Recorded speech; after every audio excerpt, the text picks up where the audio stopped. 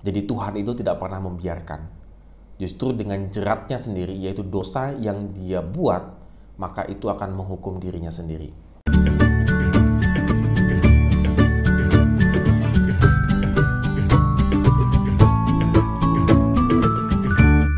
Shalom Good Readers, hari ini kita mengucapkan syukur karena Tuhan begitu baik dalam kehidupan kita sehingga kita boleh menikmati hidup ini yang sangat indah ini dan kita tetap semangat dan tetap berpengharapan di dalam Kristus. Kita lanjutkan renungan kita di Ayub pasal 20 ayat 1 sampai dengan yang ke-29. Tetap semangat juga untuk membaca dan merenungkan firman Tuhan. Ya, apakah orang yang jahat itu selalu bernasib baik? Dan bagaimana akhir daripada orang fasik? Dan mengapa Tuhan itu diam saja kepada orang yang jahat? Kok mereka semakin kaya? Kita orang yang benar semakin tanda petik miskin begitu ya. Kita seringkali mungkin dalam pikiran kita muter-muter di situ aja, ini kok dibiarin ya, bukannya ditangkap, dipenjara begitu, tapi kok malah kayak ada pembiaran begitu ya. Tidak ada keadilan di negara ini dan di dunia ini. Nah, kita akan melihat bagaimana respon Zofar, salah satu sahabat Ayub.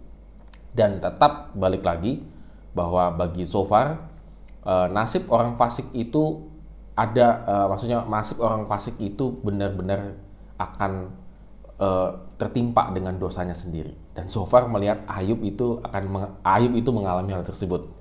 Nah, bagaimana nasib orang fasik menurut versinya Zofar? Pertama, orang fasik akan sementara saja menikmati hasil kejahatannya. Pada mulanya terlihat ia aman karena kejahatannya belum terungkap. Selain itu, orang fasik bangga akan kehebatannya dalam dunianya. Padahal dalam sekejap ia akan kehilangan segala-galanya. Bahkan kebinasaan akan datang menerpa dirinya seumpama bayi yang lahir sebelum waktunya. Ayat 5 sampai dengan yang ke-11. Yang kedua, Allah tidak berdiam diri, melainkan akan menghukum orang fasik dan menimpakan semua perbuatan dosanya kepada dirinya sendiri. Seringkali kehancuran mereka sepertinya lambat terjadi.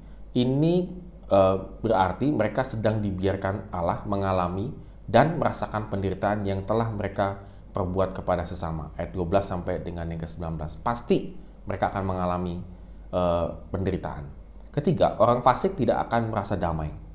Mereka tidak menikmati hasil kejahatannya. Sebaliknya, mereka gelisah dan mengkhawatirkan bahwa perbuatan jahat mereka akan berbalik dan mencelakakan dirinya sendiri. Ayat 20 sampai dengan yang ke-22. Dan keempat, murka Allah mengejar dan akan mengenai orang fasik. Ibarat anak-anak panah dan tombak yang sekali lempar tidak akan kembali sebelum mengejar dan mengenai sasaran. Ayat 23 sampai dengan yang ke-29. Dan memang kalau kita mau jujur, uraian tentang orang fasik ini, versinya Zofar, itu sangat benar, sangat tepat. Tetapi tidak tepat bagi Ayub sebab penderitaan yang Ayub alami bukan karena kejahatannya Ayub. Tapi setidaknya Good Readers, kita bisa boleh merefleksikan uraian tentang kefasikan, tentang kejahatan ya, versi kejahatannya Zofar dan apa yang akan mereka alami. Oleh karena itu pada hari ini kita boleh merenungkan, apakah kita termasuk orang fasik begitu ya? Orang yang selalu berbuat jahat ataupun orang yang selalu hidupnya di dalam lingkaran kejahatan begitu. Maka itulah yang kita alami.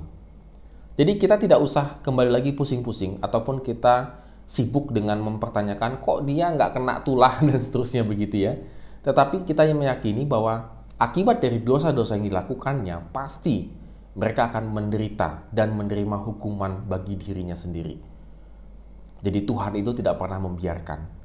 Justru dengan jeratnya sendiri, yaitu dosa yang dia buat, maka itu akan menghukum dirinya sendiri. Good Readers, pada hari ini kita kembali lagi ya, untuk hidup tetap benar di hadapan Tuhan.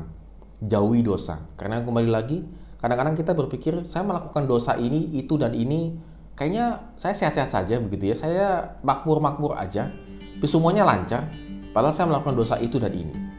Itu bukan berarti Tuhan membiarkan, tidak, tetapi sebenarnya kita sedang memasang jerat bagi diri kita sendiri, dan suatu saat nanti kita akan terkena jerat itu sendiri.